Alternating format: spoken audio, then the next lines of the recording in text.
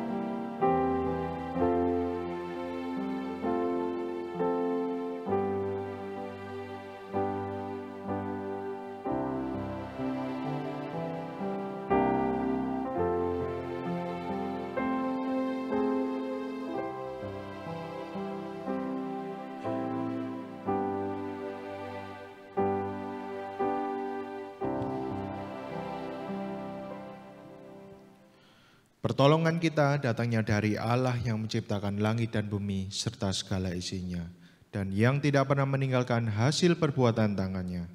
Turunlah kiranya atas kita kasih karunia dari Allah Bapa, Putra, dan Roh Kudus. Amin. Shalom jemaat yang terkasih. Di pagi yang indah ini mari kita memberikan pengagungan dan penghormatan bagi Allah Tritunggal. Bersama kita naikkan hormat bagi Allah Bapa.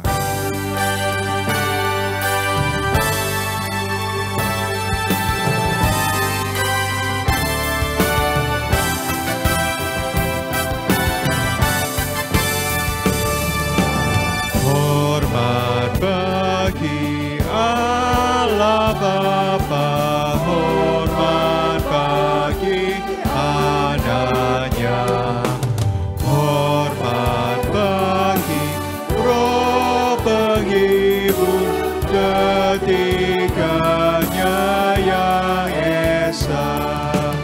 Haleluya, haleluya, ketiganya yang esa. Mari kita masuk dalam doa. Bapa di surga yang kami sembah dalam nama Tuhan Yesus, kami bersyukur untuk kasih karunia Tuhan yang begitu luar biasa dalam hidup kami.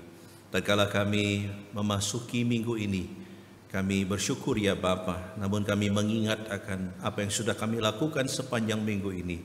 Tuhan ampunilah segala dosa pelanggaran kami, jika dengan mulut kami berkata-kata yang tidak pantas dan menyakiti hati Tuhan atau sesama.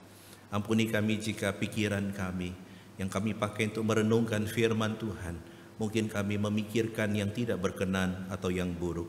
Ampunilah kami Tuhan jika dengan tangan kaki kami pakai tidak untuk kemuliaan Tuhan. Ampuni kami juga jika kami malas memberitakan Injil. Ampuni kami jika kasih kami berpura-pura. Ampuni kami jika kami belum mempraktekkan firman Tuhan. Dan terlebih ampuni kami jika kami belum sungguh-sungguh menjadi duta Kristus. Kami serahkan setiap kami, tilik hati kami, supaya ibadah kami tidak menjadi formalitas, tapi menjadi satu kerinduan yang besar bagi kami untuk datang mencari Tuhan. Terpujilah namamu, terima kasih untuk berita anugerah yang kau berikan bagi kami.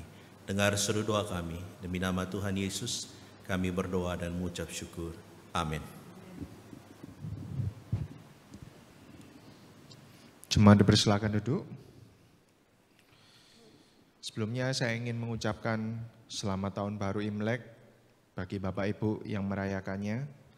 Semoga setiap harapan dapat tercapai di tahun ini. Mari dengan senap hati kita mau datang ke hadirat-Nya, memuji kebesaran-Nya. Kita mau sujud, menyembah dan meninggikan Dia. Bagi Dia segala pujian dan kemuliaan hanya bagi nama-Nya. Bersama kita pujikan. Bagimu segala pujian.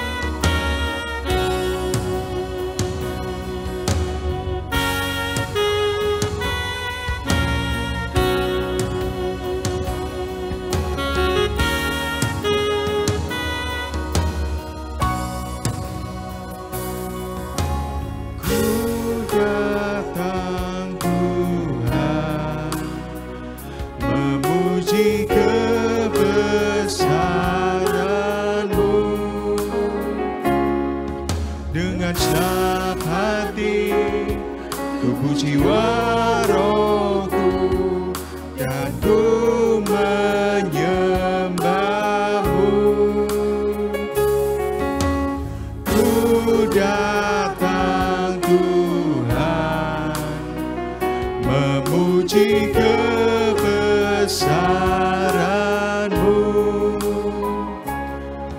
Dengan senap hati, tubuh jiwa rohku, dan ku menyembah-Mu.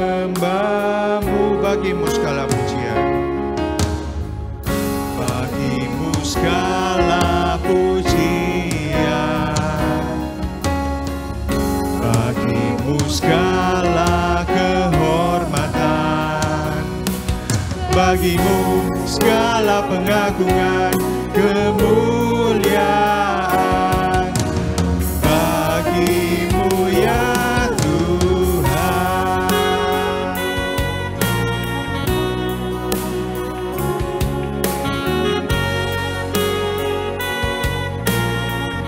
Ku datang Tuhan, ku datang Tuhan, memuji kebesaran-Mu.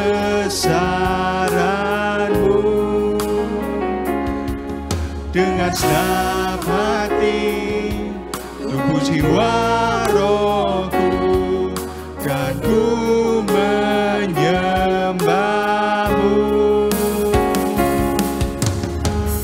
Bagimu segala pujian, bagimu segala kehormatan, bagimu segala pengagungan, kemuliaan, bagimu ya Tuhan.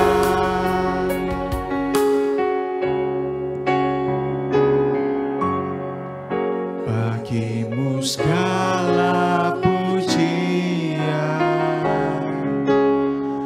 bagimu segala kehormatan, bagimu segala pengagungan, kemuliaan, bagimu ya Tuhan. Bagimu segala pujian, bagimu segala pujian, bagimu segala kehormatan, bagimu segala pengagungan, kemuliaan, bagimu ya Tuhan. Bagimu segala pengagungan, kemuliaan, bagimu ya Tuhan. Bagimu ya Tuhan, bagimu ya Tuhan.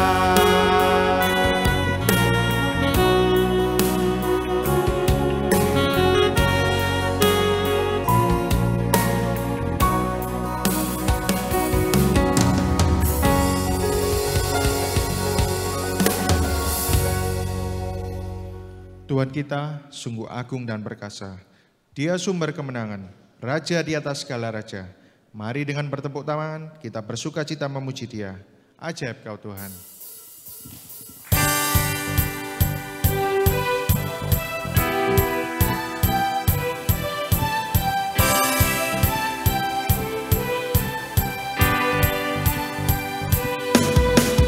Tak terbayang kebesaran-Mu dan tak terbanding kekuatan-Mu Tuhan.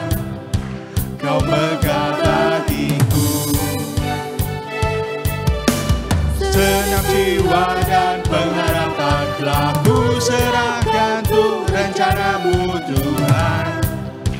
Kau Raja atasku, hanya Kau yang layak ditinggikan. Ajaib Kau Tuhan, ajaib Kau Tuhan, agung dan perkasa. Kau sumber kemenangan.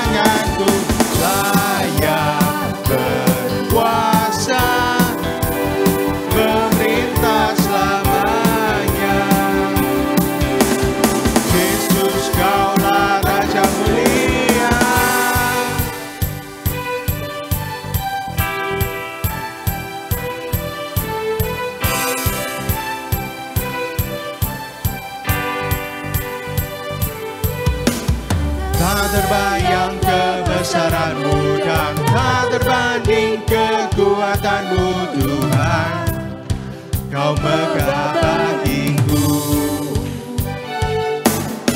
Segenap jiwa dan pengharapan telah ku serahkan untuk rencana-Mu Tuhan. Kau Raja atasku. Hanya Kau yang layak ditinggikan.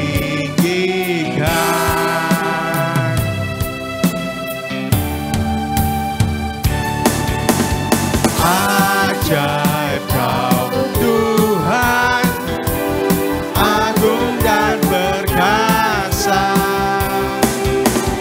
Kau sumber kemenanganku, layak berkuasa, memerintah selamanya.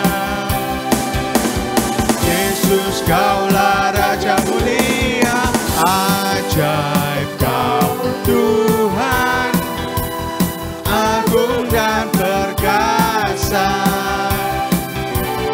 Kau sumber kemenanganku, layak berkuasa, memerintah selamanya.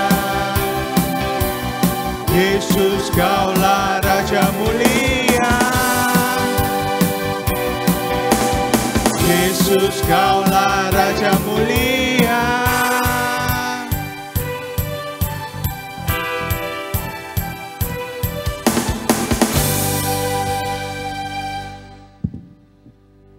Firman Tuhan hari ini akan disampaikan oleh hamba-Nya, Gembala kita, Evangelis Sulaiman. Bersama kita siapkan hati untuk menyambut firman Tuhan. Kiranya kita mau selalu rindu untuk mendengar firman-Nya. Kita pujikan, Tuhan aku rindu.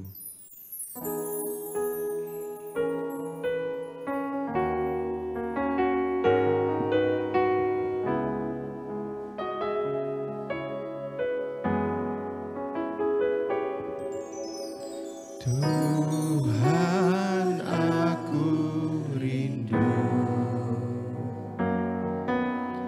Tuhan aku siap,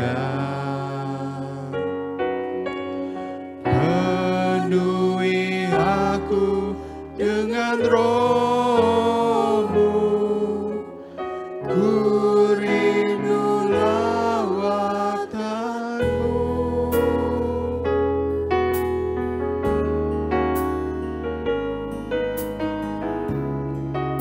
Tuhan aku rindu, Tuhan aku siap. Tuhan aku rindu, Tuhan aku siap, penuhi aku dengan Roh-Mu, ku rindu lawatan-Mu. Ku rindukan Kau hadir di sini saat ini, Tuhan. Ku rindukan Roh-Mu mengurapi saat ini, Yesus.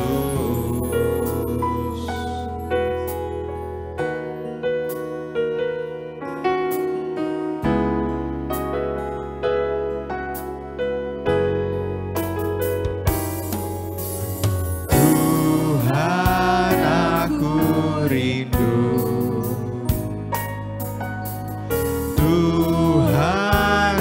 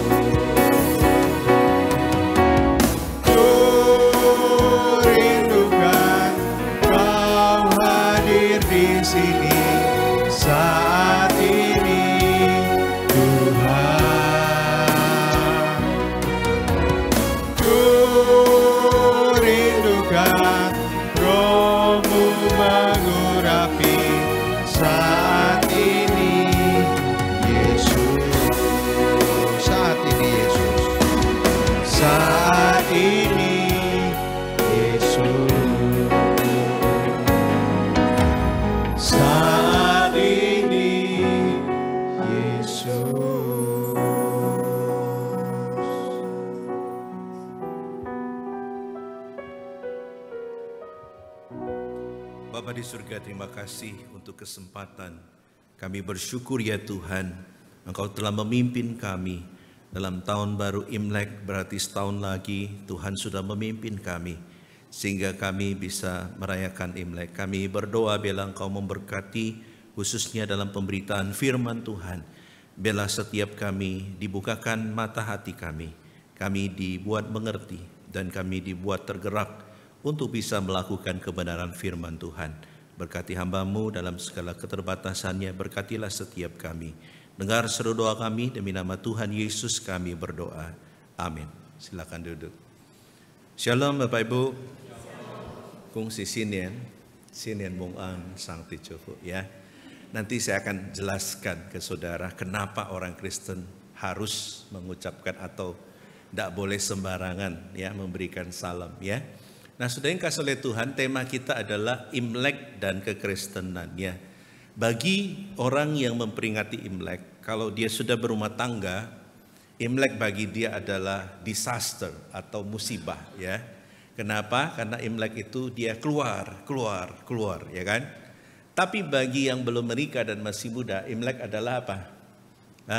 Ada satu momen di mana dia itu cuan, betul kan? Dapat ya. Nah saudara, saya kemarin baru pulang kampung ya, makanya saya rada lemes saudara ya. Kenapa? Karena kalau pulang kampung ketemu ponakan yang antri, habis semua saudara ya. Jadi itu, tapi ada senengnya ya, karena kita bisa berkumpul dengan keluarga. Nah pada pagi ini tema kita adalah Imlek dan kekristenan ya. Saya akan mengajak saudara membuka di dalam dua bagian firman Tuhan. Yang pertama adalah Amsal 10 ayat yang ke-22. Amsal 10 ayat 22, kemudian nanti di Ulangan 31 ayat 8. Kalau sudah mendapatkan, kita akan membaca bersama-sama ya. Sudah? Oke, 1, 2, 3. Berkat Tuhanlah yang menjadikan kaya, susah payah tidak akan menambahinya. Sekali lagi, berkat Tuhanlah yang menjadikan kaya, susah payah tidak akan menambahinya. Ulangan 31 ayat yang ke-8.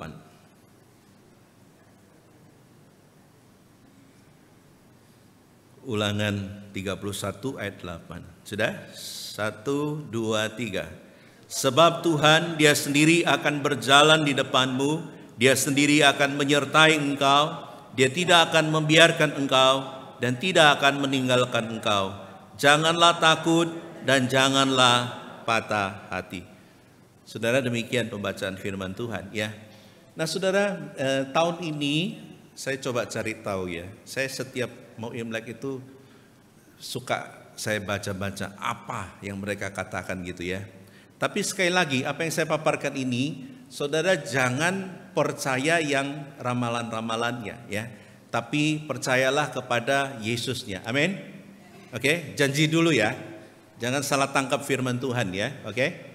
Nah, di dalam tahun ini dikatakan adalah tahun apa? Ular ya. Dan ularnya adalah ular kayu. Ya, ular kayu. Sepengetahuan saya, karena saya orang kampung ya. Saya itu dulu waktu kecil suka karena kami itu di desa, jadi kalau manjat pohon itu biasanya ketemu ular pohon ini. Ya, kalau ular pohon biasanya tidak punya bisa. Ya, dan saya suka nangkap itu, lalu saya puter-puter gini saudara. Mati ularnya, ya. Jadi saya dulu rodok Tarzan lah begitu ceritanya ya. Jadi saya mau katakan bahwa ini mungkin kalau kita berbicara mengenai ular ya, ada yang memprediksi, oh tahun ini pokoknya kita harus hati-hati katanya. Ular itu diam, tenang, tapi mematikan, ya. Dan bukan saja mematikan, ular itu biasanya unpredictable katanya, susah ditebak ya. Kadangkala ular itu macam-macam ya. Dia bisa melakukan banyak segala hal. Itu perkiraan dunia. Ingat sekali lagi perkiraan dunia ya. Tapi kita mau setiap tahun ya, mau tahun kucing, mau tahun anjing, Tuhan selalu memberkati. Amin. Selalu berkat itu Tuhan menyertai. Oleh karena itu, tujuan khotbah ini adalah memberikan wawasan bagi saudara untuk melihat apa yang boleh, apa yang tidak, dan apa kata firman Tuhan ya. Nah, saudara yang kasih oleh Tuhan, kalau kita berbicara mengenai Imlek, apa itu Imlek? Imlek itu ada beberapa versi, dan salah satu yang saya paparkan kepada saudara itu adalah ada versi secara umum dan juga versi dari orang-orang kalau kita melihat di sini orang Hokkien ya. Nah, Imlek itu sendiri kalau kita lihat meaningnya adalah bersifat umum ya, artinya sebuah pergantian kalender tahunan ya. Jadi Imlek itu atau dalam bahasa Hokkiennya Imlek, dalam bahasa Mandarinnya Inli ya, yang artinya kalender bulan ya. Jadi mereka menggabungkan antara kalender bulan dengan kalender matahari, lalu muncullah yang disebut dengan lunisolar itu ya, kalender daripada Chinese ya. Nah, saudara, ini adalah sebuah kalender atau sebuah perhitungan yang berlaku secara umum bagi orang-orang Chinese. Jadi ini murni adalah perayaan budaya saudara ya, bukan perayaan keagamaan. Jadi saudara dimanapun kau berada, kalau engkau ada darah Chinese, maka engkau akan merayakan Imlek. Ya, jadi bukan berarti orang Kristen tidak boleh merayakan Imlek. Saya kadang bingung ya, ada orang yang anti sekali. Jangan merayakan Imlek. Tapi waktu dikasih angpau diterima saudara. Ya, kalau mau konsisten berarti jangan merayakan Imlek. Waktu dikasih angpau akan mengatakan apa? Sorry, saya tidak merayakan Imlek, jadi tidak menerima angpau. Harusnya begitu kan?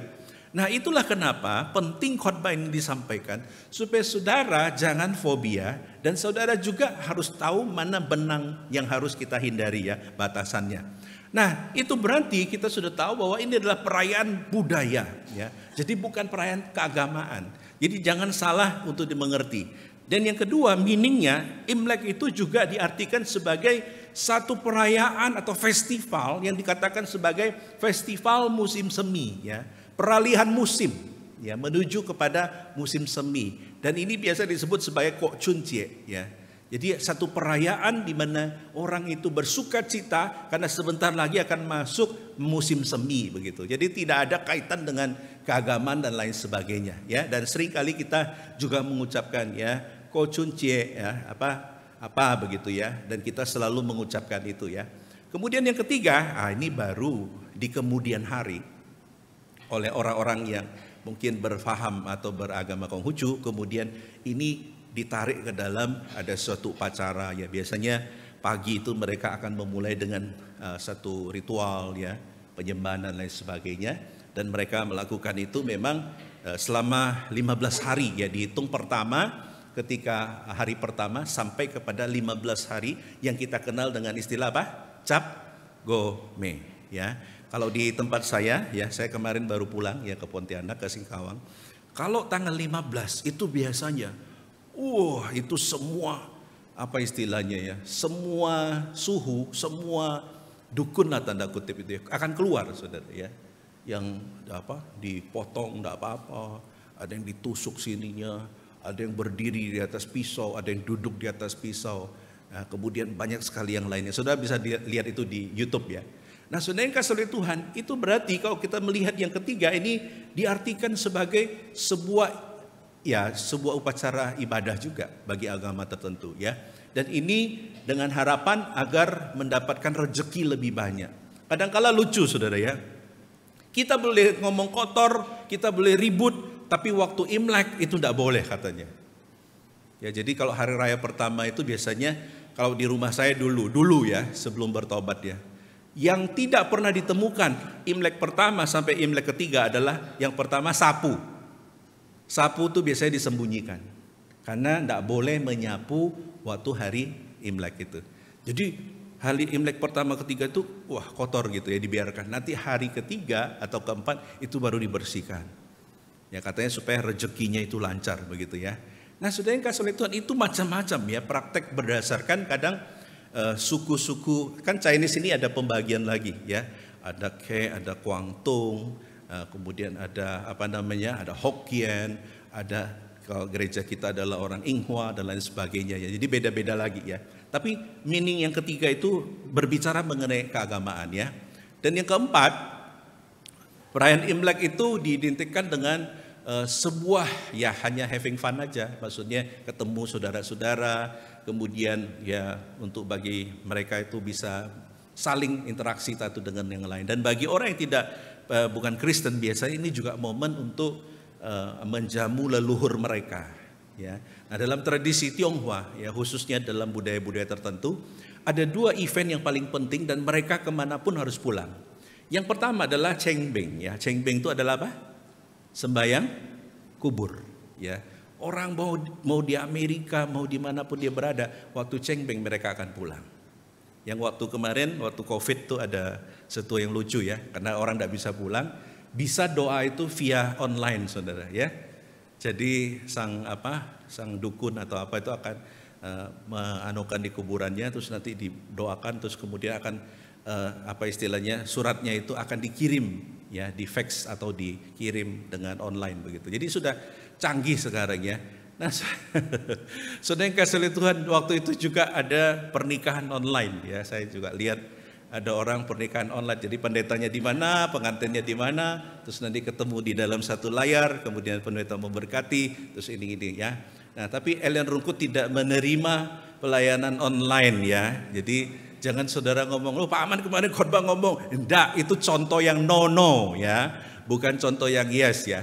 Nah, saudara yang kasih oleh Tuhan, ini yang keempat itu bermakna secara umum dan juga sesuatu yang dipraktekkan untuk leluhur mereka ya. Nah, dalam kita memperingati Imlek, kadangkala kita lupa bahwa ada banyak pernak-pernik di dalamnya.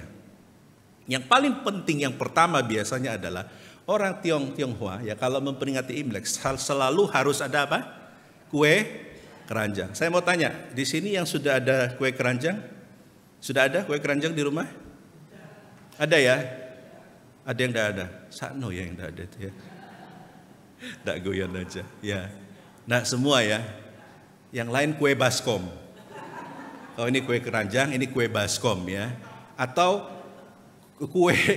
kue centong bentuk love yang warna pink gitu ya. Nah, saudara yang kasih oleh Tuhan, yang orang seringkali ya, ini saya paparkan apa yang orang dunia ya lakukan. Katanya harus ada yang pertama itu adalah kue keranjang. Apa meaningnya? Kue keranjang itu kalau kita lihat terjemahannya ya, Nian Ko atau disebut dalam bahasa Hokkien itu ti kue. Artinya adalah sebuah wadah ya atau sebuah cetakan berbentuk keranjang itu yang kuenya itu diambil dari cetakan itu gitu ya. Dan ini biasanya manis ya, sebagai simbol bahwa nanti Imlek itu pokoknya yang manis-manis saja, yang pahit-pahit dibuang begitu ya. Nah, itu keinginan mereka. Dan yang menarik adalah dalam tradisi tertentu biasanya kue keranjang itu akan ditingkat, akan ditumpuk sebagai meaning bahwa rezeki kita tambah hari tambah numpuk, tambah numpuk, tambah numpuk begitu ya. Sekali lagi, jangan praktekkan ini di rumah ya. Ini kepercayaan dunia gitu ya. Ini yang saya sampaikan kepada saudara ya. Jadi bagi mereka kue keranjang ini adalah sesuatu yang sangat penting untuk bagaimana supaya rezeki itu akan bertambah ya. Tapi ada satu versi yang lucu saudara ya. Menurut legenda dikatakan bahwa setiap keluarga itu pada zaman dahulu itu akan mempunyai altar di dapurnya. Dan di dapur itu ada namanya dewa dapur, saudara ya. Apa fungsinya? Dewa dapur ini punya fungsi memantau sebagai CCTV di rumah ya. Dia akan melaporkan orang itu baik apa tidak, suami istri sering ribut apa tidak, anaknya kurang ajar apa tidak, pelit apa tidak. Kenapa? Karena biasanya orang Chinese itu makan kan di meja makan itu terjadi komunikasi. Ya, makanya kenapa ditaruh di dapur. Nah, setiap setahun sekali dikatakan dewa ini akan melapor kekayangan ya. Apakah orang ini baik apa tidak, jahat apa tidak. Saya waktu mempersiapkan ini saya jadi ingat kok mirip Sinterklas ya, betul enggak? Ya, kalau kamu baik dapat sesuatu begitu. Nah, katanya supaya laporannya itu manis-manis, bagus-bagus, maka dewa ini kita sumbat pakai apa? Pakai kue keranjang. Wah, jadi waktu dia ngomong karena dia makan itu lengket-lengket mulutnya, jadi dia jarang ngomong katanya ya. Ngomong pun yang manis-manis. Kenapa ini penting? Karena menurut mereka kalau sampai laporannya buruk, maka sepanjang tahun keluarga itu tidak akan dapat berkat. Hidupnya soro. Ya, makanya disogok supaya laporannya bagus gitu ya. Saya waktu baca ini, waduh. Tenglang tuh pinter ya, betul ya. Dia selalu ada orang dalam, betul? Ya, selalu ada cara gitu ya untuk mengakali gitu ya. Sama dengan ketika orang meninggal, ya menurut kepercayaan, waktu orang meninggal, kenapa kok harus ditaruh mutiara, baik di mulut atau di mata, kemudian di sampingnya itu harus dikasih ranting kayu, kenapa? Dan harus dibakarkan uang sebanyaknya. Katanya ketika orang meninggal, dia akan melewati sebuah lorong yang gelap. Dan mutiara itu akan glow in the dark, akan menjadi seperti senter. Dan ketika di ujung sana, dia akan bertemu dengan penjaga yang akan membiarkan dia boleh masuk apa tidak ya. Nah, dijaga oleh 2 ekor anjing yang ganas dan ranting itu akan berfungsi untuk mengusir. Ya, ini menurut kepercayaan mereka. Lalu waktu masuk, kan tidak bisa masuk tuh. Nah, uang tadi adalah sebagai sogokan. Ujung-ujungnya duit lagi, saudara ya. Itu menurut kepercayaan mereka. Nah, kembali ke pembahasan Imlek, kita tahu bahwa tentu ini namanya legenda atau sebuah mitos gitu ya. Tapi di luar sana tidak kurang orang yang masih mempercayainya ya. Nah, mungkin Anda bisa senyum-senyum, tapi ada orang tertentu yang mempercayainya dengan sungguh-sungguh gitu ya. Nah, ini versi yang lucu gitu ya. Nah, selanjutnya di dalam perayaan Imlek selalu ada apa? Jeruk. Sudah ada jeruk di rumah? Belum, sakno ya. Selalu kadang kita harus tahu bahwa ketika jadi orang Kristen kita sudah, meskipun kita makan jeruk tapi kita memaknainya dengan berbeda ya. Nanti kita akan jelaskan itu. Jeruk dikatakan dalam bahasa Mandarin itu disebut sebagai apa? Cice ya. Atau ci itu artinya rezeki, ce itu berarti buah gitu ya. Jadi maknanya itu artinya buah pembawa rezeki gitu ya. Jadi karena warnanya itu orange ya, gold. Karena bagi orang Chinese katanya warna emas itu adalah magnet untuk menarik rezeki. Makanya raja-raja itu, Huangti itu selalu pakai kuning dan lain sebagainya ya. Jadi ini adalah lambang emas ya, sebagai pembawa rezeki dan diidentikan ini dengan uang ya. Karena emas itu, uang itu terbuat dari emas, lalu dikaitkan dengan hal demikian ya. Jeruk. Dan kalau mau Imlek, jeruk ini mahal loh saudara. Ya, mahal sekali ya. Kemudian apa saudara? Nah, ini yang paling familiar, betul? Angpau dari 2 kata, yaitu ang itu apa? Merah. Pau itu artinya apa? Bakpao. Pau itu artinya bungkus. Ya, sebuah bungkusan yang berwarna merah. Orang Chinese memang identik dengan angpau ya. Mau Cik Fen kasih angpau. Tepai angpau. Tahu tepai ya, upacara minum teh. Ada ulang tahun angpau. Meninggal pun sebenarnya dikasih angpau, cuma dibedakan aja, diganti warna white atau putih ya. Jadi pepau ya, jadi putih begitu ya. Nah, saudara yang kasih oleh Tuhan, angpau ini filosofinya sebenarnya adalah transfer kesejahteraan. Jadi dari orang yang mampu kepada orang yang kurang mampu. Makanya di sini biasanya adalah diidentikan orang yang sudah berumah tangga, sudah mapan pekerjaannya. Nah, dia biasa akan memberikan ya. Target pertama adalah tentunya kepada anak-anak. Ya, makanya anak-anak paling happy dan seringkali anak-anak itu protes ya kalau habis Imlek, uangnya dapat angpau dititipin ke mama, tapi laporan keuangannya tidak jelas, betul? Betul enggak? Hai mama bertobatlah ya. Oh nanti mama simpan no, ya uangmu tidak akan hilang. Terus anaknya bilang, ma uangku berapa? Notiau. Loh kok notiau terus? Dari tahun 1899 2 juta tidak ada penambahan. Padahal tiap tahun tuh dia dapat angpau misalkan ya. Makanya yang koruptor terbanyak tuh ibu-ibu sebenarnya ya. Ini guyon aja ya. Nah sehingga anak saya selalu kadang dia itu pinter ya. Dia catat biasanya. Ya. Nah tapi enggak juga terakhir-terakhir aja baru dia catat ya. Artinya dia itu mengingat jadi berapa begitu ya. Karena kita godain dia. Nah kembali lagi saudara. Target yang kedua adalah biasanya angpau itu orang yang belum C-Event. Jadi Anda yang belum C-Event berbahagialah karena Anda adalah apa istilahnya orang yang berhak dikasih angpau gitu ya, atau sebagai objek untuk dikasih angpau ya. Jadi saudara memberikan kepada orang yang belum menikah, kemudian juga kepada orang yang sudah tua. Jadi anak-anak yang sudah diberkati atau yang sudah punya kemampuan itu juga memberikan kepada orang-orang yang sudah senior, sudah usia lanjut ya. Nah ini berbicara mengenai sesuatu yang sebenarnya positif ya, yaitu apa? Membantu yang lemah dan memberikan mereka sebuah penguatan ya, tentunya lewat finansial ya. Nah apalagi barongsai. Ada yang tanya, Pak boleh enggak barongsai masuk gereja? Jadi sebelum Pak Aman khotbah barongsai masuk dung dung tak dung dung dung dung dung dung, muncul di mimbar dung dung dung dung dung tak dung dung, keluar lagi dung dung, pantatnya goyang-goyang dung keluar lagi, terus nyembah lagi, habis itu keluar. Boleh enggak? Habis itu dia atraksi dung dung dung, terus dia tiba-tiba angpau atas diloncat. Ternyata waktu loncat kelihatan mukanya Pak Januar itu di dalamnya itu. Misalkan. Saya pernah begitu saudara, saya menyaksikan barongsai lagi loncat-loncat, waktu ngambil angpau kan kelihatan mukanya tuh. Anak pemuda saya saudara, satu di kepala, satu di ekor. Saya bilang ciloko. Ya, sing sakno tuh di ekor ya, betul ya? Betul enggak? Di belakang tuh enggak kelihatan apa-apa ya. Nah saudara, barongsai ini ada meaning ritualnya. Ini hati-hati. Ada 2 dance atau yang dilarang ya. Yang pertama bagi orang Kristen khususnya, barongsai ini adalah tarian untuk mengundang berkat. Kalau dalam ritual itu dilakukan, jadi makanya tidak boleh. Yang lebih lagi namanya adalah dragon ya, atau naga. Ya, naga itu kalau di kampung saya itu panjangnya bisa 100 meter.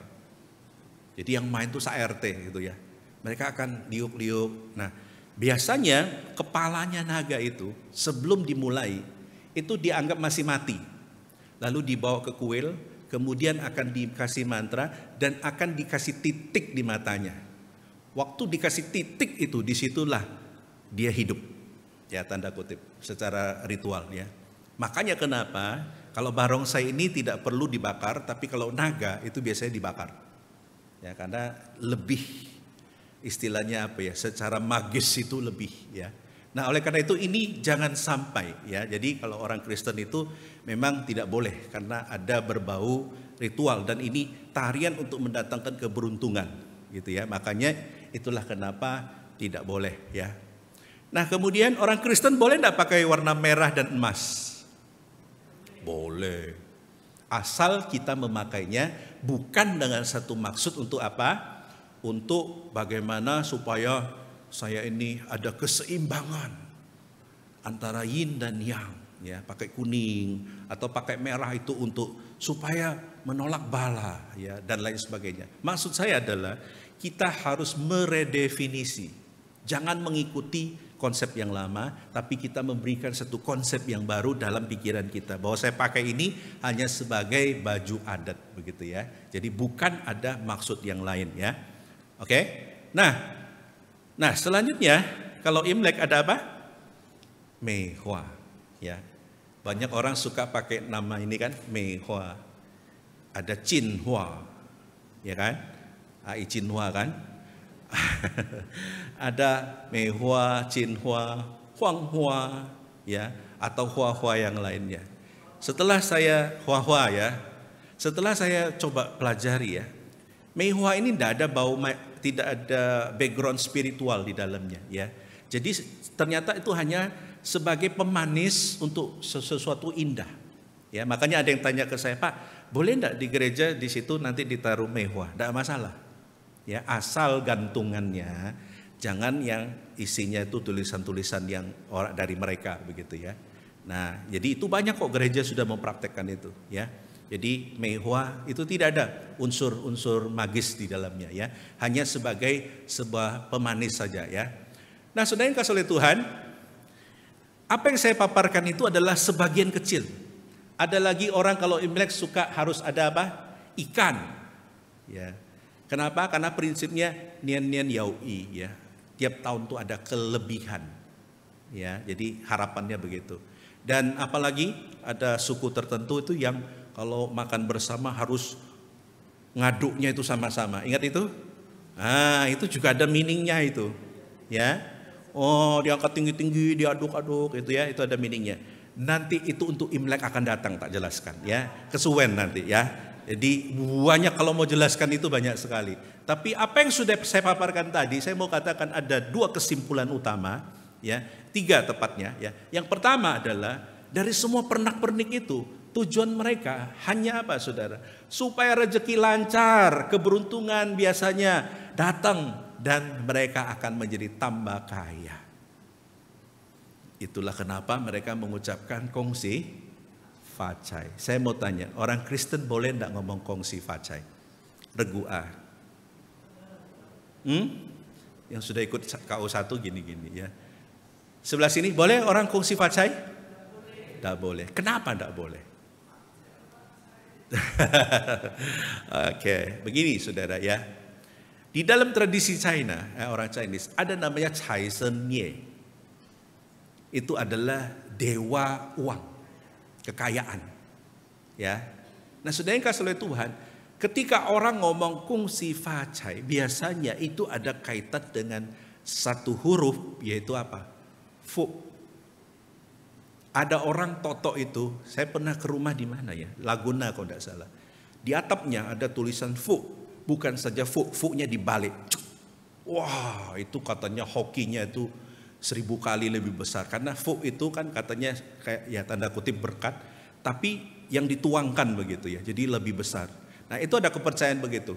Tapi saudara ingat, waktu kita ngomong facai atau dalam bahasa Kantonis itu fat choi, atau dalam bahasa kayak itu fat choi juga ya. Artinya apa saudara? Semoga Cai Shen Ye itu memberkati kamu. Makanya kenapa orang Kristen sebaiknya jangan ngomong kungsi facai. Ya. Terus ngomong apa? Tunggu tanggal mainnya, nanti di terakhir tak ajari ya. Nah, saudara yang kasih oleh Tuhan, oleh karena itu kenapa? Karena Cai Shen Ye ini dipercaya sakti. Ya. Dewa keuangan ini atau dewa uang ini dia itu menguasai 4 penjuru mata angin. Ya, dan ada 2 versi. Versi yang pertama adalah Cai Shen Ye dalam versi militer yang akan memenangkan peperangan ya, yang selalu akan membuat orang menang dalam peperangan. Dan yang kedua adalah versi sipil ya, yang akan selalu dikatakan memenuhi brankasmu itu dengan uang ya, kekayaan. Nah, saudara yang kasih oleh Tuhan, Cai Shen Ye ini dipercaya mempunyai 4 asisten yang menguasai 4 penjuru angin ya, barat, timur, utara, selatan. Makanya kalau dalam bahasa Kek itu ya, saya selalu dulu waktu kecil lihat nenek saya kalau bangun pagi-pagi, dia akan pergi ke lapangan, lalu dia akan hormat di 4 penjuru ya, memegang hio lalu menghormati 4 penjuru ya. Tung Si Nampet ya, atau barat, timur, utara, selatan. Jadi mereka akan hormat. Nah, sebagai usaha untuk apa saudara? Supaya kekayaan itu, kemasyhuran itu akan datang. Ya. Nah, saudara yang kasih oleh Tuhan, inilah kenapa tujuan akhirnya adalah facai. Ya, ini juga seringkali kalau saudara pergi ke Hong Kong, waktu Anda turun kalau Imlek misalkan ya, waktu Anda jalan dari kuil itu ya, ada banyak pengemis. Pengemis itu akan mendoakan saudara, kung si facai, atau kungsi fa ta cai, ya sudah fa ta cai lagi ya, jadi tambah kaya raya. Ya tujuannya sama saudara, semoga dewa itu akan memberkati engkau. Nah saudara, saya mau tanya, orang Kristen berdoa kepada dewa atau kepada Yesus? Berarti kita tidak boleh mengatakan semoga dewa ini memberkati engkau, tidak boleh. Makanya orang Kristen tidak boleh menyebutkan itu ya. Mungkin banyak orang tidak tahu lalu mereka melakukan itu. No problem ya. Orang kalau tidak tahu tidak apa-apa. Tapi kalau sudah tahu tetap melakukan, nah itu apa-apa saudara ya. Nah karena itu saudara, kita juga perlu ingat, orang Kristen selain tadi tidak boleh percaya kepada dewa-dewa, kita juga diingatkan jangan percaya kepada apa? Sio. Oh kamu sio kucing, tidak boleh dengan sio anjing. Pak, tidak ada sio kucing. Memang ya, saya ambil contoh. Saudara tahu saya sio apa? Oh iya, Yung tahu karena kami seumur ya. Saya ini sio kelinci ya secara tradisi Chinese. Semua tahu sio apa? Istri saya tahu sio apa? Harimau. Nah, pasti otaknya langsung ngomong, Pak Aman di rumah pasti ditindas-tindas. Sorry to say, dan sorry mengecewakan, sampai hari ini semua itu selalu patuh sama suaminya. Dan sampai hari ini setiap kali suaminya mau makan, pasti semua yang menghidangkan. Ya, saya tidak pernah suruh. Waktu awal pernikahan, semua melakukan itu, saya tanya, kamu lakukan itu terpaksa apa dengan rela?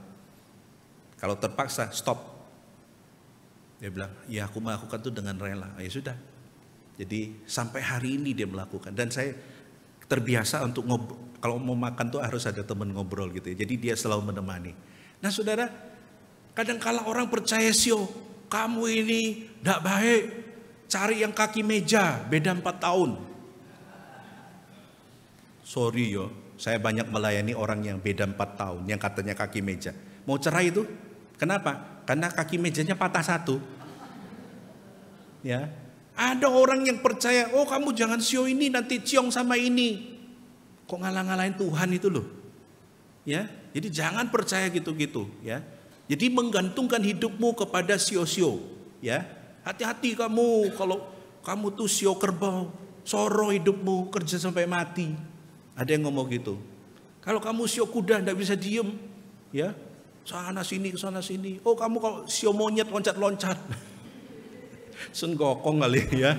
Nah sedang kasih Tuhan, orang Kristen boleh tahu sio. Contoh ya, karena kami dari kampung, kami itu masih kalendernya kalender Cungko, China ya.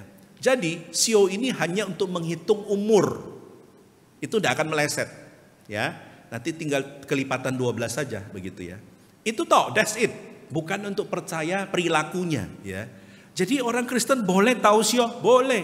Orang Kristen boleh percaya sio, tidak boleh. Ya. Oh kamu cari pasangan jangan yang sio monyet. Nanti apa? Tidak bisa tenang istrimu itu. Ya, loncat-loncat sana sini misalkan. Oh kamu cari yang begini ya.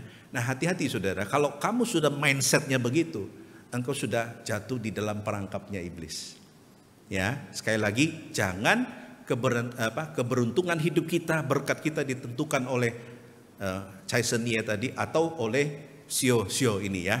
Nah, oleh karena itu, kalau tahun ini dikatakan sio ular, wah ular itu tenang, mematikan dan tidak terduga. Ular kan begitu, tak? Waktu kamu liatin dia diam. Waktu kamu dekat, ya kan? Jadi tenang tapi mematikan dan tidak terduga. Makanya dia bilang, ya ini saya kutip dari salah satu suhu ini, dia bilang, tahun ini ular kayu, manusia perlu mengelola energi dan sumber daya termasuk keuangan. Saya mau tanya, tahun mana yang kita tidak perlu mengelola keuangan? Kasih tahu saya, tahun mana yang kita tidak perlu mengelola keuangan? Ya tiap tahun toh. Kesulitan mengelola keuangan adalah satu, kalau tidak ada uangnya, betul? Betul enggak? Ibu-ibu ada amin? Suaminya bilang, nih tak kasih 10.000, masak yang enak. Pokoknya harus ada babinya, mateng kon. 10.000 makanan enak, ada babinya. Cukup enggak? Waktu istrinya itu masak hanya bisa sayur-sayuran, suaminya marah-marah. Ada itu di dunia nyata. Ada di dunia nyata. Ada suami yang kasih istri uangnya kurang, tapi pinginnya makan enak terus. Waktu istrinya masak enggak enak, istrinya dimaki-maki, dimarah-marah. Nah saudara, kalau punya suami model begitu, wah soro saudara. Ya, kenapa? Karena dia ingin membuat kamu itu benar-benar soro hidupnya. Ya. Jadi saudara yang kasih oleh Tuhan, kembali lagi, kita boleh enggak percaya nih? Ingat sekali lagi, jangan di screenshot loh ya. Jangan saudara foto sebagai pegangan tahun ini. Enggak, ini contoh yang no ya. Saya mau tanya, apakah tahun-tahun sebelumnya kita tidak pernah menemukan orang yang model begini? Tenang, mematikan dan tidak terduga. Ada ketemu orang-orang kayak gitu? Banyak dalam dunia bisnis, bukan hanya tahun ini saja. Artinya apa saudara? Open your mind, buka pikiranmu. Ya, jangan kita itu banyak berpikir lalu kemudian terkungkung dan tidak memikirkan yang lain. Poin saya adalah memang tidak fair sebenarnya ya. Saya kemarin pulang, saya berdebat dengan seorang, boleh dibilang ahli dibilang tradisi China ya. Wah, lama kami sampai jam berapa itu ya. Yang ujung-ujungnya adalah memang tidak fair sebenarnya menilai tradisi Chinese dari sudut pandang Kristen begitu ya. Tapi poin saya adalah saya hanya ingin menyampaikan ini hati-hati gitu ya. Ini kamu lakukan boleh, tapi ini harus hati-hati ya. Kembali lagi saudara, kita pasrahkan semuanya kepada Tuhan. Kenapa saudara? Lalu timbul pertanyaan, apakah Imlek berlawanan dengan kekristenan? Regu ah? Tadi KU1 ada yang gini-gini, ada yang gini-gini. Bingung deh ya. Regu B boleh apa enggak? Berlawanan apa tidak? Mau ngomong berlawanan, di rumah makanan masih banyak. Jawabannya adalah ini saudara ya. Tidak. Sekali lagi kembali ke akarnya. Sebelum muncul yang namanya Konfusius ya. Itu memang perayaan budaya, festival musim semi. Kok Chunjie. Peralihan kalender. Jadi itu pokoknya semua yang disebut sebagai tenglang ya, dia akan memperingatinya. Ya, tapi tentu tidak dengan pernik-perniknya ya, tidak. Artinya ada hal yang kita tidak perlu lakukan ya. Oleh karena itu, yang perlu diperhatikan adalah pelaksanaannya. Ya, pernik-perniknya itu yang perlu diperhatikan. Jangan kita itu menjadi orang yang sama ya. Nah, Saudara, kenapa? Amsal 10 ayat 22 mengatakan, berkat Tuhanlah yang menjadikan kaya, susah payah tidak akan menambahinya. Amin. Ada orang jaga toko pagi-pagi, buka dari subuh sampai malam, tapi yang beli cuma satu. Ada testimoni yang demikian. Pak, tolong doakan saya buka toko pagi sampai sore mau malam, yang beli cuma satu, kadang tidak ada. Nah, saudara yang kasih oleh Tuhan, kalau kita berusaha menghadirkan berkat Tuhan, tapi di luar Yesus Kristus, bisa enggak kira-kira? Mendatangkan berkat di luar Yesus Kristus, bisa? Bisa. Saya pernah melayani orang yang punya peliharaan. Ya, punya peliharaan ya sejenis tuyul lah begitu. Yang akan bekerja bagi dia. Tapi selalu ada tumbal. Anaknya mati. Kemudian cucunya mati. Kemudian dia sendiri cacat. Ya, jadi tidak ada makan gratis dari iblis itu. Selalu ada sesuatu yang harus dituntut. Nah, kembali lagi, berkat Tuhanlah yang menjadikan kaya. Jadi kita tidak perlu tarian mendatangkan berkat. Kita tidak perlu makanan yang mendatangkan berkat. Kita tidak perlu sesuatu yang akan mendatangkan berkat. Karena berkat Tuhan itu sudah ada dalam diri kita. Ya, jadi tidak boleh lagi mengandalkan sesuatu yang demikian ya. Oleh karena itu susah payah tidak akan menambahinya. Kita mau kasih apa tidak akan menambahi kalau Tuhan tidak memberi ya. Kenapa? Karena bagi orang percaya hanya Yesus Kristus sumber berkat. Amin. Satu-satunya ya. Berkat itu dari Tuhan, bukan dari usaha manusia. Artinya kita memang bekerja, tapi Tuhan yang akan memberikan. Pernah tidak saudara mengamati ada orang banting tulang kerja dari pagi sampai malam. Makanya malam waktu mau tidur tulangnya sakit-sakit, betul? Karena dibanting setiap hari kan. Nah saudara, pernah tidak saudara melihat orang kerja rajin, tapi dia tidak pernah punya uang? Ya, ada saya mengamati, maaf ya, ada kayak pekerja yang angkat-angkat ya, kuli-kuli. Apa tidak kurang keras mereka kerja? Oh, kerjanya keras. Tapi saya lihat kehidupan mereka begitu-begitu saja.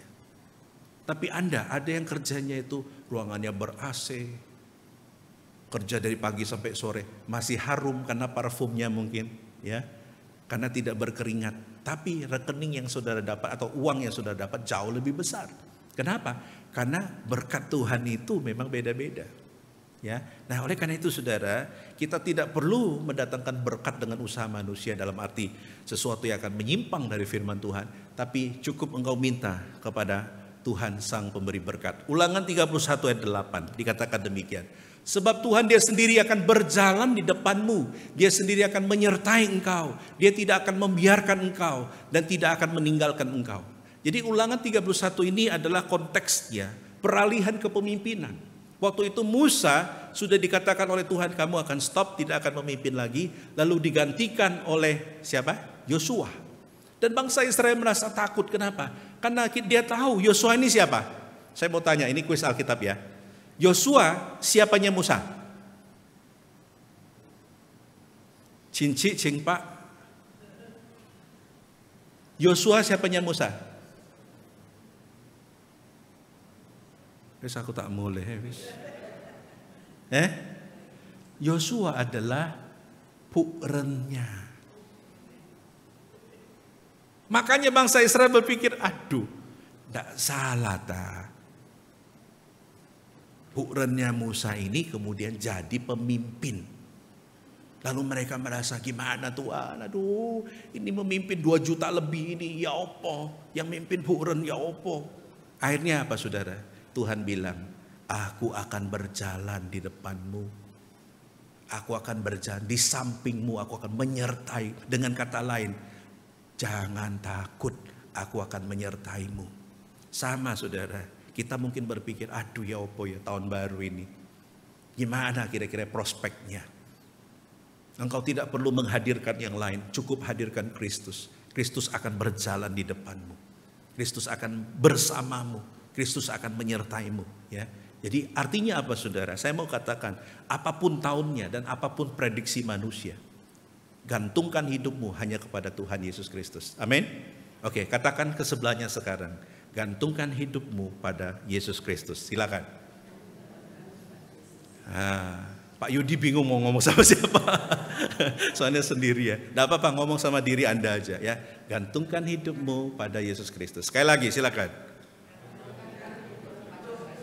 Ya, jangan sama Pak Aman ya. Gantungkan hidupmu sama Yesus Kristus dan dia akan memberkati hidupmu. Dikatakan janganlah takut dan janganlah patah hati. Mungkin kau gagal di tahun yang lalu, tapi tidak selamanya manusia itu gagal. Tuhan akan bangkitkan kau kembali. Kenapa? Karena firman Tuhan mengatakan Tuhan sanggup mengangkat orang. Ya, dan Tuhan juga sanggup menjatuhkan. Nah, kalau engkau sudah diberkati tahun yang lalu, ojo dumeh. Jangan sombong. Kalau di tahun lalu engkau sukses, orang itu gagal, engkau berhasil. Di tahun lalu orang kesulitan keuangan, engkau diberkati. Banyak saya mendoakan orang masuk rumah baru di tahun yang lalu. Saya katakan ingat kalian diberkati. Banyak orang kesusahan, engkau bisa masuk rumah baru, bangun rumah miliar-miliaran, rumah megah. Saya bilang jangan sombong. Ingat Tuhan. Karena Tuhan itu bisa kasih, Tuhan bisa ambil. Nah karena itu sudah yang kasih oleh Tuhan. Apa yang perlu kita lakukan? Kita perlu mengandalkan Tuhan. Ya. Nah saudara, kesimpulannya kita boleh merayakan Imlek asal yang pertama, jangan mengikuti konsep yang salah. Yang kedua, jangan mengharapkan kesuksesan, kekayaan dan lain sebagainya di luar Yesus Kristus. Hanya kepada Yesus saja. Tidak boleh yang lain. Ya, Anda boleh merayakan Imlek, tapi jangan menduakan Tuhan. Ya.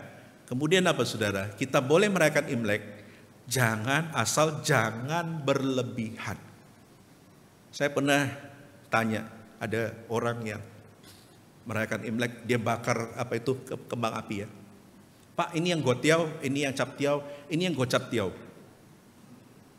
Jadi kembang api itu ada yang 5 juta, 10 juta, 50 juta. Yang 50 juta itu lama saudara ya. Itu bisa hampir setengah jam, hampir ya. Jadi bagus sekali. Tapi saudara, orang Kristen harus hati-hati. Kalau engkau diberkati, menurut saya ya memang itu hakmu ya untuk membakar itu. Tapi eman loh saudara, 50 juta setengah jam. Jedung. Wih, api. Setelah setengah jam, 50 juta habis. Kalau yang 5 juta, ya sebentar. Cucu. Nggak sampai beberapa menit, 5 juta habis. Yang 30 juta, itu ya 10 menitan. Saya mau katakan, kalau engkau bisa dan mampu pun, jangan boros. Sekarang banyak orang susah saudara. Apakah dengan bakar kembang api itu engkau memuliakan Tuhan? Ada enggak waktu kembang api dibakar, cucu, haleluya, orang ngomong gitu. Enggak yo. Ya, jadi jangan sampai kau menjadi batu sandungan. Ada mungkin tetangga yang lihat, orang akan ngomong, "Wih, dia sombongnya orang ini." Saya dari kampung, di kampung saya, kalau orang merayakan Imlek, itu begitu saudara. Itu dibakar mercon dari lantai sampai ke atas. Nanti tetangga sebelah sana enggak mau kalah. Dia bakar dari bawah sampai lantai 2. Mungkin ada lagi enggak mau kalah, dia bakar seisi rumahnya. Ya, mungkin saking parahnya. Tapi kemarin saya pulang itu enggak bisa tidur saya. Saya serasa di Ukraina gitu ya. Itu kembang api mercon bunyi terus, ya. Sampai kami, kalau di sana ada ibadah Imlek ya. Jadi hari Imlek pertama kita ibadah. Sambil khotbah sana, duduk. Jadi seolah-olah kita ibadah di tengah perang begitu ya. Nah saudara, boleh Anda kalau secukupnya, tapi jangan boros-borosan. Jangan membakar itu dengan sembarangan. Sehingga apa saudara? Ya mungkin kalau saudara bisa membantu orang itu jauh lebih bagus. Ya, Imlek tidak berbicara mengenai pemborosan. Jadi hati-hati saudara ya. Kenapa? Karena kalau mau Imlek semua mahal, jeruk mahal, semua mahal. Kembang api mahal ya. Kenapa? Karena itu kesempatan untuk menggorok orang, betul? Nah, sama dengan kematian bukan? Kalau kita ada yang meninggal, kita beli peti apa, itu kesempatan. Tidak boleh ditawar katanya. Kalau ditawar itu bohoki gitu ya. Nah, sudah yang kasih oleh Tuhan, oleh karena itu ini ya. Nah, kalau ini sudah lewat, praktekkan tahun depan. Sebelum Imlek itu ada namanya Sacapme atau malam menjelang Imlek. Ada namanya makan bersama atau istilah lain itu makan besar. Nah, pakai kesempatan itu untuk apa? Mengabarkan Injil. Ngomong tentang Yesus, ojo ngomong cuan terus. Ya, ojo ngomong yang lain, kabarkan Injil. Mungkin ada sanak familimu yang belum percaya Tuhan. Pakai kesempatan itu, ya, sehingga saudara akan diberkati. Nah, sebagai penutup, tada, saya mengucapkan kongsi sinian Bapak. Semuanya berdiri, tak ajari ini. Semua berdiri. Berdiri. Ini tak ajarin salamnya orang Kristen, ya. Saya tanya ini sama seorang pendeta senior, saya tanya, kira-kira orang Kristen tuh ngucapin apa? Nah, dia ajarin saya ini. Nah, jurus ini tak kasih kepada saudara, ya. Oke, kita baca dulu. Satu, yang 25, 76 enggak usah dibaca. 1, 2, 3. Kung si sinyen mong an sangti chufu. Apa artinya? Kung si sinyen itu artinya selamat tahun baru. Sinyen mong an itu artinya kalau dalam konsep yang lama ada namanya mong fu. Ya, kita ubah fu-nya menjadi en. En itu artinya dari kata apa? Entien. Anugerah dan berkat. Jadi kita menadah itu bukan fu tapi berkat dari Tuhan ya, anugerah dari Tuhan. Sang ticufu, Tuhan, God bless you. Ya, artinya. Oke? Sudah tahu artinya? Oke, satu kali lagi. 1, 2, 3. Kung si sinyan mong an sang ticufu. Nah, oke? Katanya kalau hormat, laki itu kanan harus menutupi kiri. Sebagai you are the protector. Ya. You are the provider, ya, katanya begitu. Nah, kalau yang wanita, ya mengalah saja, kebalikannya, ya. Oke, sama-sama. 1, 2, 3. Kung si sinyan Sancti Chufu. Yang tidak mau hormat takut angpaunya keluar ya. Oke, sekali lagi. 1, 2, 3. Kung si Sinian, Sinian Mong An, Sancti Chufu. Sancti Chufu ini juga ya. Mari kita berdoa. Bapa di surga, terima kasih. Kami bersyukur firman-Mu mengingatkan kami apa yang boleh dan yang tidak. Bapa, memang tidak mudah bagi kami yang dibesarkan dalam tradisi yang kadang-kala bercampur baur. Tolong kami untuk bisa tetap memuliakan Tuhan dan tidak menduakan Engkau di dalam praktek Imlek yang kami lakukan. Berkati jemaat-Mu, berkati hamba-Mu, dan berkatilah setiap kami. Terpujilah nama-Mu ya Bapa, meteraikan firman-Mu. Demi nama Tuhan Yesus kami berdoa dan mengucap syukur. Amin. Allah kuasa melakukan. Kita akan masuk di dalam doa.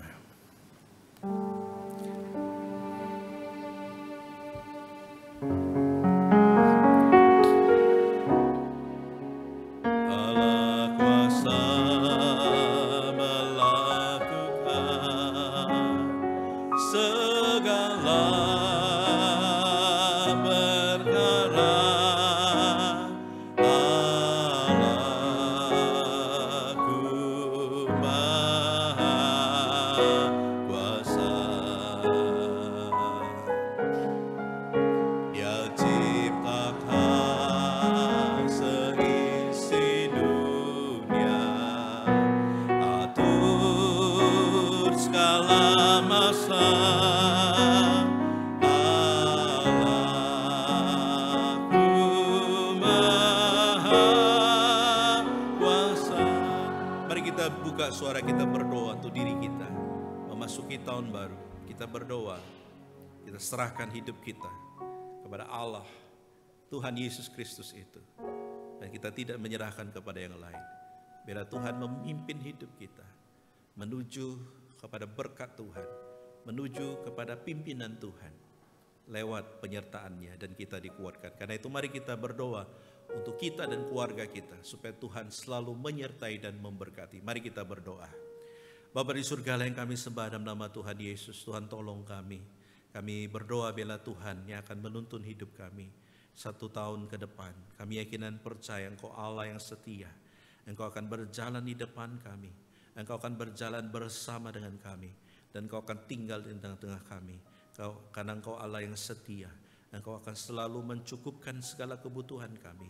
Engkau akan membantu segala sakit penyakit kami. Engkau yang akan selalu menyertai kami. Terpujilah nama-Mu ya Bapa. Demi nama Tuhan Yesus kami berdoa. Yang terakhir mari kita berdoa untuk gereja kita. Supaya Tuhan memberkati gereja kita. Tambah hari tambah jadi berkat. Tambah hari tambah banyak jiwa dimenangkan. Dan kita berdoa semoga kemuliaan Tuhan dinyatakan. Saya minta semua buka suara, jangan diam. Buka suara, kita berdoa untuk gereja kita. Mari kita berdoa. Bapa di surga Allah yang kami sembah dalam nama Tuhan Yesus, kami serahkan gereja kami ke dalam tangan Tuhan. Engkau memberkati ya Bapa, supaya gereja kami sungguh-sungguh dapat jadi berkat. Tambah hari tambah banyak jiwa-jiwa dimenangkan. Tambah hari tambah banyak jiwa yang setia mengikut Tuhan. Dan kami serahkan sepenuhnya dalam tangan Tuhan. Mohon belas kasihan dan anugerah-Mu ya Bapa. Bila Tuhan yang akan pimpin sertai. Terpujilah nama-Mu dan berkatilah setiap jemaat-Mu ya Bapa. Engkau yang akan memimpin dan memberkati mereka. Dengar doa kami. Demi nama Tuhan Yesus kami berdoa dan mengucap syukur.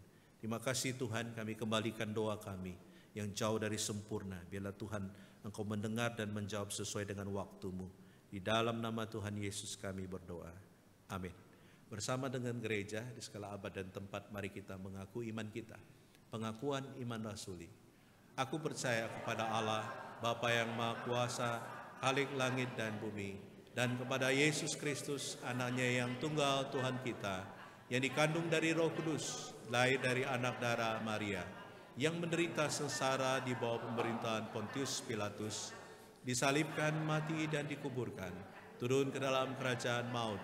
Pada hari yang ketiga, bangkit pula dari antara orang mati, naik ke surga, duduk di sebelah kanan Allah, Bapa yang Maha Kuasa, dan dari sana Ia akan datang untuk menghakimi orang yang hidup dan yang mati. Aku percaya kepada Roh Kudus, gereja yang kudus dan am, persekutuan orang kudus, pengampunan dosa, kebangkitan tubuh, dan hidup yang kekal. Amin. Silakan duduk, Tuhan memberkati.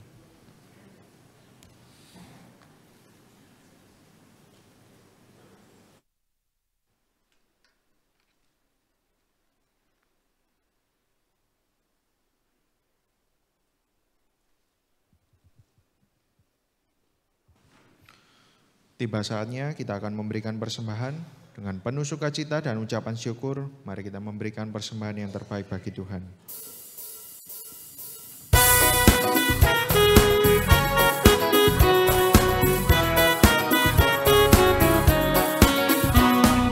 Bila gelombang kehidupan menimpa, hati jadi takut dan putus asa. Jangan lupa berkat Tuhan itulah, masih kau tercengang akan karyanya. Hitung berkat satu persatu, dan lihatlah karya Tuhanmu. Hitung berkat satu persatu, hitung berkat yang melimpah padamu.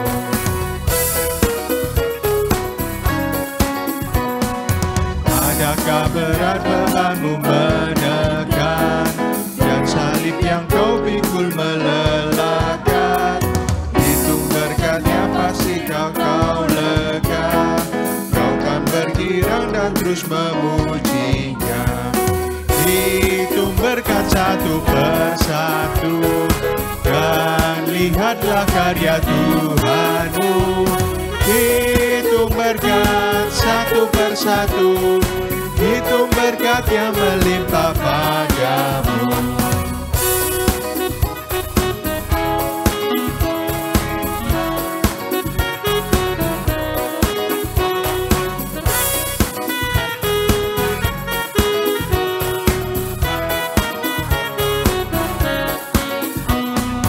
Bila kau memandang harta orang lain, ingat janji Kristus yang lebih permai.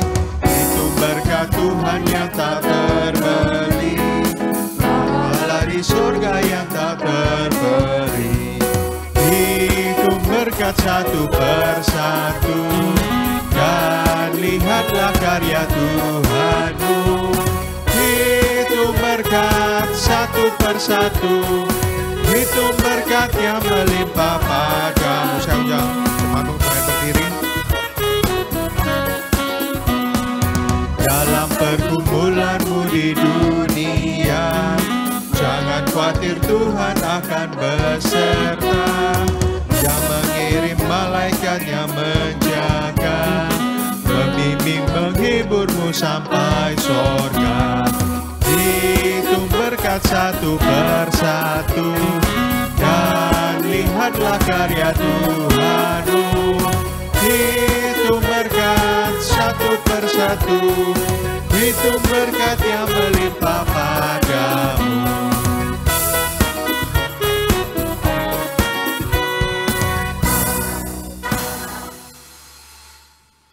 Bapa di sorga, kami kembali ke hadirat-Mu ya Tuhan. Kami mau bersyukur ya Tuhan atas seminggu ini, setiap berkat yang memberikan pada setiap kami ya Tuhan.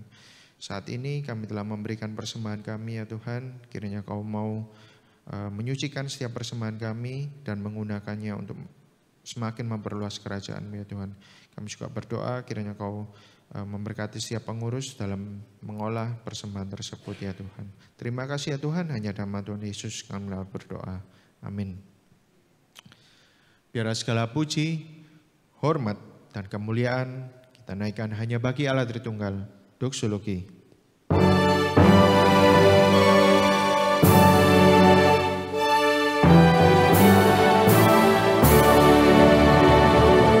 Puji Allah, sumber berkat, puji Dia semua ciptaannya, puji Dia para malaikat, Bapa, Putra, dan Roh Kudus.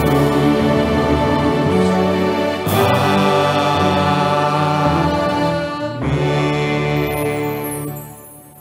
Jemaat yang dikasihi oleh Tuhan, engkau sudah mendengar kebenaran firman Tuhan. Pulanglah, lakukanlah kebenaran firman Tuhan. dan terimalah berkat daripadanya.